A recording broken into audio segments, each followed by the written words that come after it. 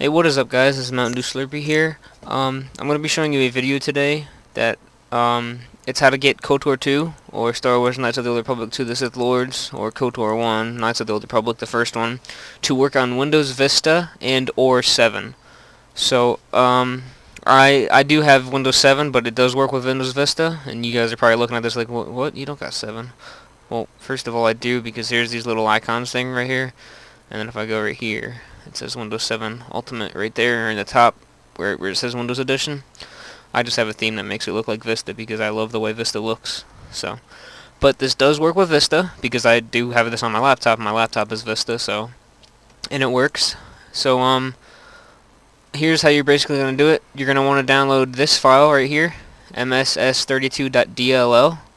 I'll put a link in the description right here. You're going to go to your browser and just to open it up, and I do have it bookmarked, and you're basically going to click on download. I already did it, so it's actually right here in my downloads, so I don't have to download it. But when you guys do that, you're gonna get it, you know, wherever it is. You're gonna save it to wherever, and me, I have it in a folder on my desktop.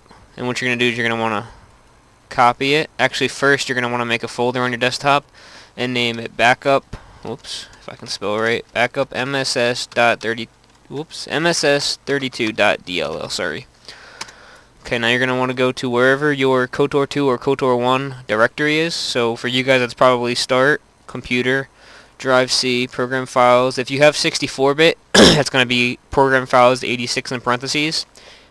If you don't, it's just going to be Program Files like this one.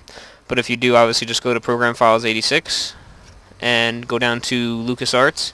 My LucasArts folder isn't here because I have it on my desktop, but there will be a folder that's right here that says LucasArts.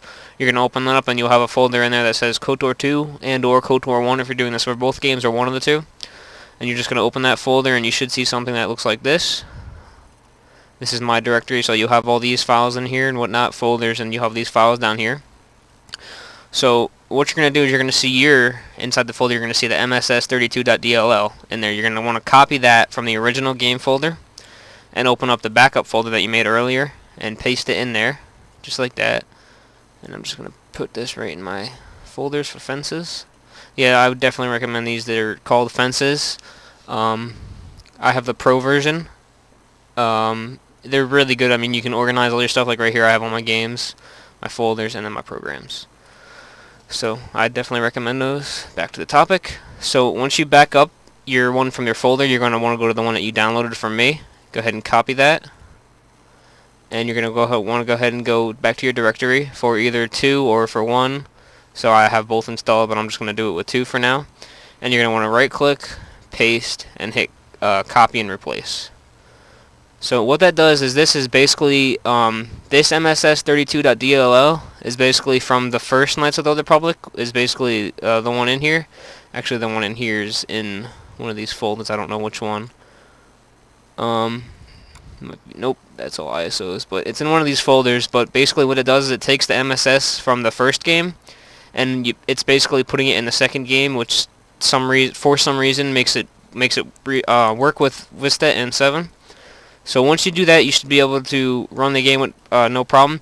If you do still have a problem, here's what you're going to want to do. You're going to want to go to Control Panel, uninstall a program, and you're going to want to completely remove the game from your computer, whichever one, you know, the first or the second one or both. And you're going to want to go to your Start, Computer, and right now I have the first CD in, but what you're going to want to do is for the first and or second, autoplay, not open in window, just open.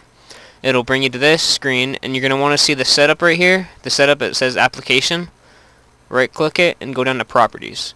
Then you're going to go to Compatibility, and you're going to check Run this program in compatibility mode for Windows XP Service Pack 3, and make sure you check Run as Administrator. This is only for if you're on Vista and 7. If you guys are on XP and it still doesn't work for you, you can, you know, do this, but it's not going to work because I've tried it before and it still didn't work for a couple of my friends. And what you're going to want to do is once you do that for CD1, you're going to put in CD2, 3, and 4. You're obviously going to right click, open, click on the setup, go down to Properties, and do the same thing for CDs 1, 2, 3, and 4. You're also going to want to right click, well, CDs 1, 2, actually sorry, CD1, you're just going to do the setup one, which is right here. You're going to do that in compatibility. For CDs 2, 3, and 4, and 1 also, but the 2, 3, and 4 you're just going to have to do the auto run because setup won't be in there. But for the first one, you're also going to want to do the setup and the auto run. So you're going to go to Properties, Compatibility, check this box, and then set that to Windows XP Service Pack 3. And then you're going to want to run this program as an administrator. And on CDs 2, 3, and 4, you're going to want to check the auto run and do the same thing. And then you're going to want to just go, oops, I probably should have done that when I was there. You're going to right-click it, open, and you're going to right-click the setup, the file that says setup, and make sure it's the application one, not one of these other two. And you're going to click on Run as Administrator. And that will pretty much run the setup as the administrator from the direct folder, not the CD itself. And then you install the game from there, and when prompted to install the next disk, just put it in and make sure you have those properties checked and run in compatibility mode for Windows XP Service Pack 3. You can do 2, it doesn't matter, but one of the 2. And then you're going to want to check the box to run it as an administrator. Basically, once you do that, you should be able to double-click the game. Actually, I have my first one in here, so hit yes.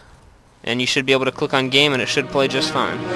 So hope this tutorial worked for you guys. If it did, please comment, rate, and subscribe. And hope you enjoyed this video. Thank you.